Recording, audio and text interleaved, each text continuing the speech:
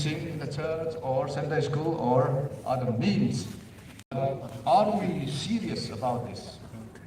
Are we sincere about teaching the moral, ethical values, the gospel values to our people?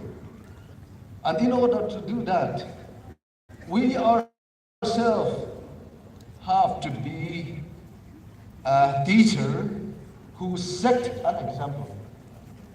Anyone can teach, but in order to influence the pupils or the listener, one has to set an example in his or her life. Then only the teaching will become effective and meaningful.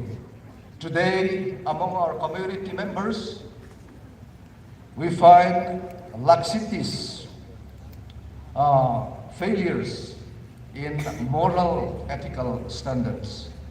In many ways, we see corruption all over, even among the Christian members in our states, in our communities. So there are lapses in our teaching method, teaching strategy, or maybe we have problem with the teachers, we ourselves.